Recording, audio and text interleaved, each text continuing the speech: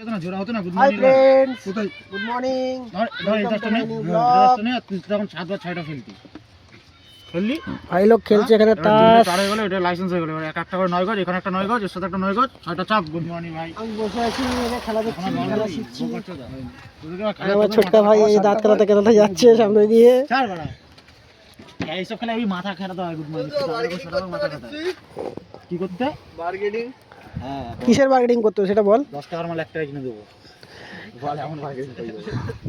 বল কিসের বার্গেনিং করতে হবে সেটা। আরে ব্লেজারের দোকানটা 2700 বলছে, ওটা 45 মধ্যে ঢোকাতে হবে। 45 2700 না 5000 5000 তো বললো ধরে রাখতে পারা, আমি 5ই ধরবো নাকি? কিসের মানে ওই ব্লেজারের দাম কত?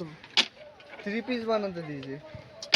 3 পিসের দাম কত বলছে? ও বানিয়ে দেবে মেকিং চার্জ ফেলে। টোটাল ওই টোটাল হচ্ছে ওর কত 48 বা ওই মানে 5000 টাকা ধরে না। 5000 তুই ওটা কমিয়ে কততে আনতে চাইছিস? কমি ওই 44 45 মধ্যে নিয়ে আসতে চাইছে। তো কি বলছে, হবে কি হবে না? আর ওখানে তো বলছে এখানে কি বাবুর দোকানে বানাতে দিয়েছিস?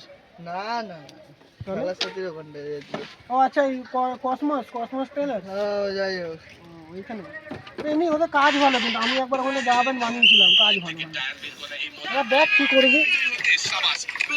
এই বার্গেনিং করতে হবে তোর এই বিয়ে বাড়িতে নিমন্ত্রণ না? কোন বিয়ে হবে? কোন ছেড়া? তোর বন্ধুদের নিমন্ত্রণ আছে? ও তো বার্গেনিং করতে হবে।